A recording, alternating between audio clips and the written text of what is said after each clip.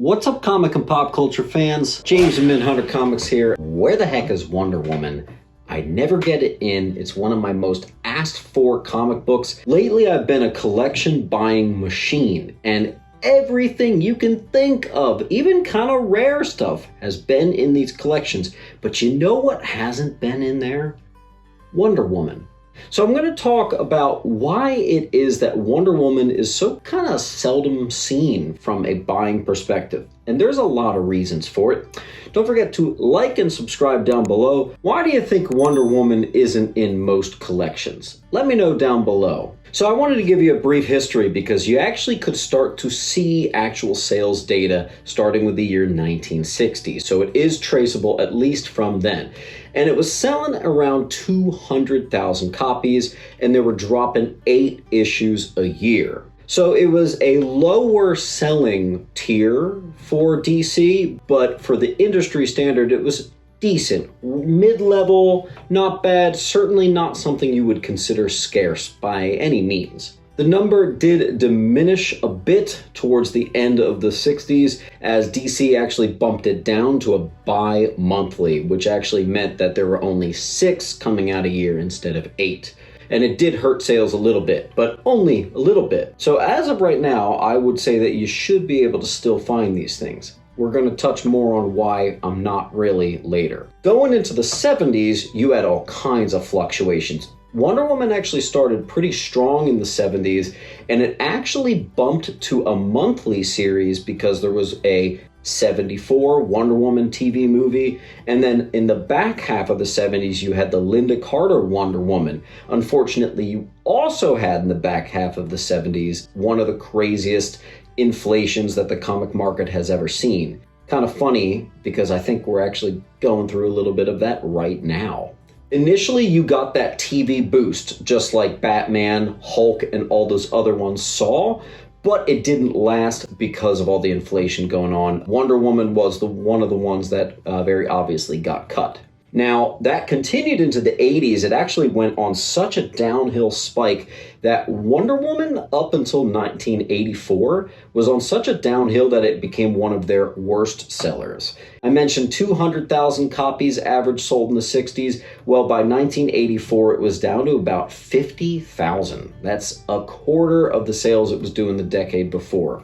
Then you had George Perez, who completely revitalized Wonder Woman after the Crisis on Infinite Earths movement from DC, where they wanted to consolidate and make everything great. And honestly, the 1986-87 comics up to like 2006 is probably like my favorite pocket of DC. And Wonder Woman is one of those highlights. It was so popular that it bounced Wonder Woman completely back. And I will even say 80s Perez Wonder Woman, I do find that, like Volume 2, I guess you would call it. I find Volume 2 Wonder Woman. If I'm ever finding Wonder Woman, it's George Perez and on, but not before. Now, why is that? So we talked about the sales. Sales were okay. In the beginning, they got worse, but not detrimental. There's one factor that I genuinely do believe is a real factor, and it's geographically where I live. I'm East Coast, right in between New York City and Philadelphia. And I've come to learn that through the years, Philly was actually a really big comic book hub. So nerds and dorks were coming around and really reading this stuff to death. But a lot of times back in the day, when you had nerds and dorks, it was predominantly male. The East Coast saw their fair share of comic book readers, just like myself, but it was an overwhelmingly male audience. And for whatever reason, I do believe that the male audience wasn't as interested in Wonder Woman as some of the other ones. Now, I will also say, I run into, as a seller, Lois Lane and Supergirl through Adventure Comics all the time.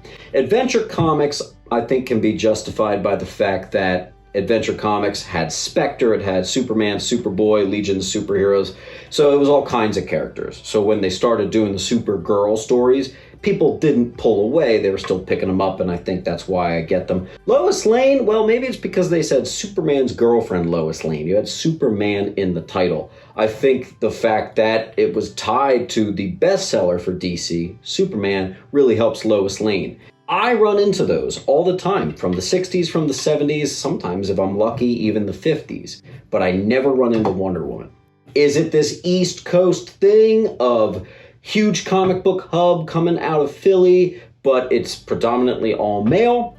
Is it a countrywide thing that it was mostly a female picked up comic book title? Why does every collection I pick up not have Wonder Woman in it? It's so bizarre to me. And I reached out to a friend of mine in California to ask if he had this problem, and he said, I don't know what you're talking about. So that's really interesting. It really does make me stuck on this whole East Coast thing. And as you know, there are certain characters that are bigger in areas of the world, but even within our own world here in the US, there are pockets where different characters might resonate differently. And for whatever reason, I think the New York, New Jersey, PA, tri-state area where I am is just not a particularly Wonder Woman heavy spot. California doesn't appear to have this problem. Can anyone explain that? Because so far, I can't really come up with anything other than the just geographical thing. Luckily, when George Perez came on, he had made such a name for himself that the fact that his name alone was attached to the project, of course it was going to do well, and it was a critical success, and if you read it, it is pretty spectacular. So, I get that. I find that stuff all the time. First appearance of Cheetah, first full appearance of Cheetah, first George Perez Wonder Woman, I find that stuff. But I don't find 60s, I don't find 70s, and I certainly don't find 50s Wonder Woman. Of all the popular titles between DC and Marvel, I would actually go so far as to say that I think I see this the least. I see House of Mystery, I see Tales to Astonish, I see Tales of Suspense, even like random bronze horror titles way more frequently than I see Wonder Woman. I guess it's just one of those things. Needless to say, if you guys have Wonder Woman collections of Volume 1, I'm interested. I got clients asking for this all the time, and I always feel like I'm disappointing them. If you come to my antique shop, my Wonder Woman Volume 1 bins are what I would describe as pathetic. I think I got about 5 books in there, and they're generic 70s non-keys.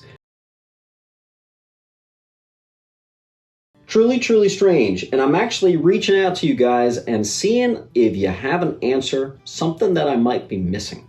I really would like to know. Collect what you love, especially if it's Wonder Woman, man. Let's show some love.